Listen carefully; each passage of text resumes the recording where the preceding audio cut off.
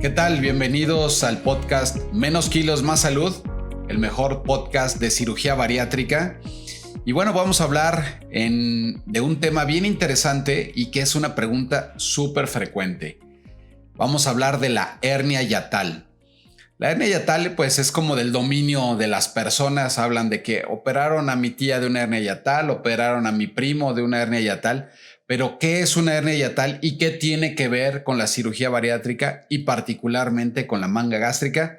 Quédate en el podcast para que entiendas la explicación que te voy a dar. Muy bien, aquí tengo algunas de las cosas que me han preguntado los pacientes aquí escritas y las voy a ir resolviendo una a una. Primero, ¿qué es una hernia de hiato? ¿Qué es una hernia yatal? Bien, una hernia yatal es la formación de un agujero en el diafragma. Entonces tenemos dividido el tórax del abdomen. Esa división la da un músculo con el cual podemos respirar, que nos ayuda a respirar, que se llama diafragma y que se mueve como un fuelle. Ese músculo pues forma una cúpula y en esa cúpula, en ese músculo, esa cúpula tiene un agujero que permite el paso del esófago. El esófago, recuerda, es el tubo que conecta la boca con el estómago. Entonces es un tubo que va aquí atrás del pecho. Y entonces llega el esófago al abdomen, cruzando todo el tórax a través de ese agujero y básicamente lo veríamos así como un agujero y llega este es el esófago y se conecta con el estómago, ¿va? Entonces, ¿qué sucede cuando hay una hernia de hiato? Pues ese agujero está abierto y permite que parte del estómago se migre hacia el tórax. Entonces, ¿qué pasa cuando tengo una hernia de hiato? Pues muchas veces este padecimiento es muy frecuente y muchas veces puedes vivir la vida entera sin darte cuenta que tienes una hernia de hiato. Cuando es pequeñita, a veces ni causa no causa sintomatología. Pero cuando la hernia es grande, puede dar sintomatología de reflujo.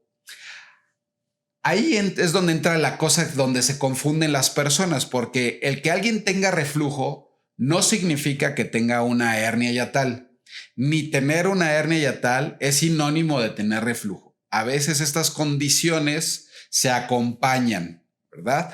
O la hernia yatal puede causar en cierto grado, si es más grande, reflujo. Te lo voy a ir desmenuzando para que te quede claro. Entonces, una hernia yatal pequeña puede ser perfectamente normal y tú que no tengas ninguna otra cirugía en el abdomen, por ejemplo una manga que voy a explicar más adelante, pues no te dé mayor problema.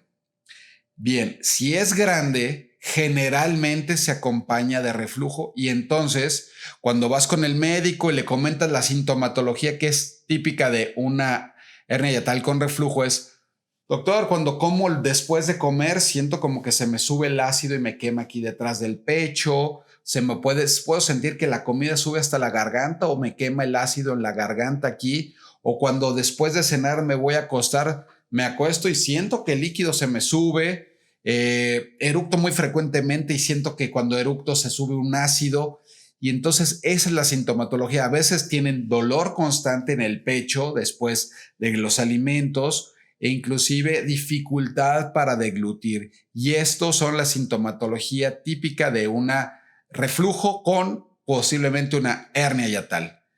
Bien, ¿qué causa estas hernias de hiato? ¿Qué es lo que provoca que tú tengas una hernia de hiato?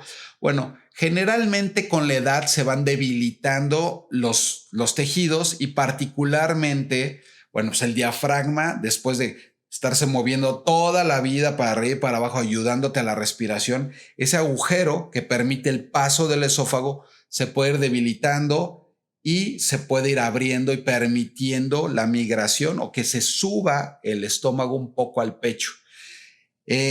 Zonas de debilidad de los tejidos, ya sea por enfermedades, por debilitamiento propio, inclusive ya de características genéticas o por alguna lesión también puede ser. Hay gente que puede nacer con una hernia de hiato y entonces, por ejemplo, también podrías escuchar que algún bebito o algún niño lo operan de una hernia de hiato. Pero hablando del adulto, generalmente pues es por la debilidad de los tejidos. Hay condiciones que pueden provocar o son factores de riesgo para desarrollar hernia de hiato. Por ejemplo, la obesidad es un factor de riesgo, la edad, fumar también tiene un factor de riesgo para la debilidad de los tejidos, o estar aumentando la presión intraabdominal constantemente, por ejemplo, toser, pujar mucho, pueden provocar que se vaya haciendo un espacio. Cada que pujas o haces esfuerzo, va haciendo camino para que se vaya abriendo ese espacio que es normal y se vaya formando una hernia de hiato. Ahora, ya que entendimos qué es una hernia de hiato y que puedes ver aquí al lado en una animación, bueno, pues ahora, ¿qué tiene que ver una hernia de hiato con manga gástrica? Pues resulta, y ya lo he platicado en otros podcasts, que la cirugía de manga gástrica es una cirugía excelente e inclusive ha ido ganando tanto terreno que es la más popular en el mundo. Tiene una excelente pérdida de peso, una buena calidad de vida, que es de bajo riesgo y de bajas complicaciones a largo plazo.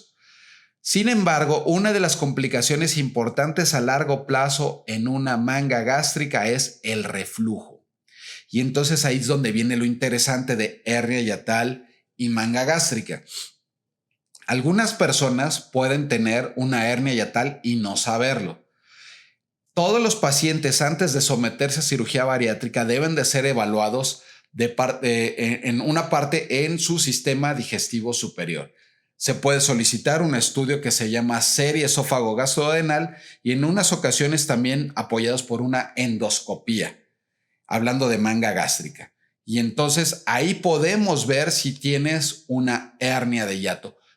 Ningún estudio es 100% confiable, entonces tienen su sesgo en algún porcentaje. Por ejemplo, una endoscopia pues puede ser hasta del 5 o 10% y un estudio de imagen puede ser hasta del 20%. Entonces, cuando tú llegas al quirófano y tienes un estudio normal y no tienes sintomatología de enfermedad por reflujo, ¿cuál sería la posibilidad de que ya estando ahí podamos encontrar una hernia hiatal pequeña? Como de 1 en 20, más o menos.